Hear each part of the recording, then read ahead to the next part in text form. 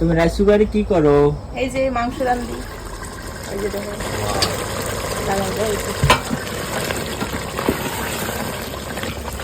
তোমার রান্না কত দূরে? এই তো প্রায়। কেমন হয়েছে? হ্যাঁ, খুব সুন্দর হয়েছে।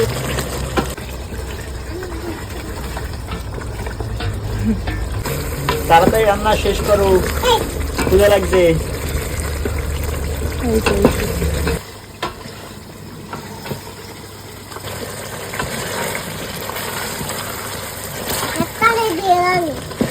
গ্রান।